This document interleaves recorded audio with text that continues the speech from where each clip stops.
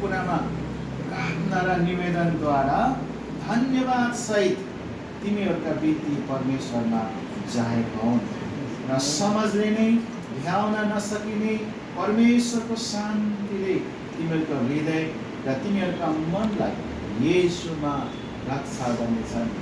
यो पदले कोभिडको बेलामा मलाई धेरै उत्साह दिनुभयो है, दिएको छ। त्यस कारणले गर्दा एउटा त्यति बेला जो मैले एउटा गीत बनाएको छु त्यो गीतमा पनि यो शब्दलाई मैले मिलाएर हालेको छु त्यहाँनिर है। समझले नै भ्याउन नसकिने परमेश्वरको शान्तिले तिमीहरूको हृदय र तिमीहरूको मनलाई यसमा रक्षा गर्नेछ। हृदय र मन भनेको नेपाली प्रायः एउटै हो, अङ्ग्रेजीमा माइन्ड एन्ड हार्ट भन्छ क्या, दिमाग मस्तिष्क अनि हृदयलाई चाहिँ यसमा रक्षा गर्नेछ। मस्तिष्क र दिमागको ठुलो खेल छ। मस्तिष्कले मान्छेले एकोलो सोचिरहेर घोरिरहेर नै डिप्रेसनमा जान सक्छ। हृदयमा त्यसले आघात पुर्याउन सक्छ। बेसी आवेशमा आयो, उत्तेजनामा अत्तालियो, डरायो भने चाहिँ हृदयमा जान्छ है त्यसको असर। त्यस कारण प्रभुले भन्नुहुन्छ येशूको शान्तिले चाहिँ तिमीहरूको मस्तिष्क र हृदय दुवैलाई रक्षा गर्नुहुन्छ। तर माथि 5 को केही कुरालाई ल्याउन चाहन्छु म। तिमीहरू 6लाई कुनै कुरामा चिन्तित नहो, कुनै पनि कुरामा चिन्तित नहुनु।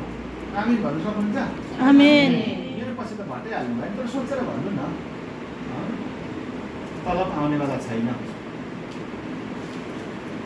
नो प्रब्लम भन्ने सकिन्छ।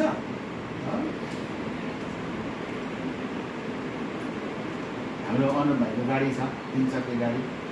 3टै कार हेर्ने बेला आयो, यस हालेलुया भन्दै निस्किन्छ। त्यो अलिकति झन् टेन्सन गयो मेरो 3टा चक्कामा खस्छ नि। सो हामी त भनिहाल्छ, हालेलुया भनिहाल्छ, राम्रो। तर प्र्याक्टिकल्ली सोचौँ, प्र्याक्टिकल्ली विचार गर्दाखेरि कुनै कुरामा चिन्तित नहो भन्दा वास्तवमा एक दिनमा एउटामा कुनै न कुरामा त सायद हामी चिन्ता गरिरहेको हुन्छ होला कि कुनै न कुनै क्या, सानो होला ठुलो होला लामो होला छोटो मोटो पातलो कस्तो छ त्यो चिन्ताको साइज मलाई थाहा छैन। तर सायद हामी चिन्ता गरिरहेको किन हामी मान्छे हौँ, चिन्ता गरिरहेको। तर पनि वचनले हामीलाई सान्त्वना र उत्साह चाहिँ के दिनुहुन्छ भने कुनै कुरामा चिन्तित नहो। चिन्ता गर्नुको सट्टामा चाहिँ, बिक्री गर्नुको सट्टामा चाहिँ हरेक कुरामा जुन कुरामा चाहिँ हामी चिन्ता गर्छौँ ती हरेक कुरामा प्रार्थना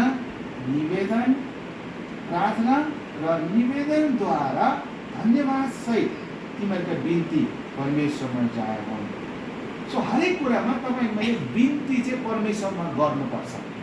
तर बिन्तीमा चाहिँ 2वटा कुरो यहाँ समावेश गरेको छ। 2टा कुरा छ बिन्तीमा, एउटा प्रार्थना छ, अर्को निवेदनद्वारा धन्यवाद सहित। अब दुःख परिरहेछ, कष्ट परिरहेछ, वेदना परिरहेछ, समस्या परिरहेको छ, धन्यवाद कसरी निकाल्ने मुखबाट? त्यसको लागि चाहिँ धन्यवाद भन्नु। कसैले एकपल्ट भन्नुभयो मरौ परेपछि परिवारले धन्यवाद सेवा राख्नुहुन्छ, धेरैले धन्यवाद सेवा भन्नुहुन्छ। होइन, यो धन्यवाद सेवा चाहिँ किन भनेको? मान्छे घर मरिरहेछ, मैले पनि मलाई पनि सुन्न पाउनु लाग्छ। तर म चाहिँ यसरी हेर्छु, सब परिवारले मण्डलीले सबैले सेवा पुऱ्याइदिनु धन्यवाद भनेर चाहिँ धन्यवाद सेवा भन्नु होला। आजभोलि चाहिँ स्मृति सेवा, मेमोरियल सर्भिस पनि भनेर धेरै चल्छ है, प्रार्थना सेवा जे भन्दा पनि हुन्छ, सेवाै भयो है। सायद त्यसले गर्दा होला भनेर मैले भन्नु। त्यसो भने ठिकै छ भने हामी 2 भाइको गफ भयो। सो टाउको दुखिरहेको छ, भुँडी दुखिरहेको छ, अनादर भइरहेको छ है, हस्पिटलमा छु, पैसाको खर्च भइरहेको छ। यो छोरालाई मैले 500 गर्दै थिएँ। छोरा 2टा कुरो चाहिँ भयो जिन्दगी घरबाट, एउटा सुत्नु डिसिप्लिन, एउटा खानु डिसिप्लिन। त्यो लागि जिन्दगीमा बहुत यात्रा गर्नुपर्छ। त्यसको लागि हेल्थ एकदम इम्पोर्टेन्ट हो।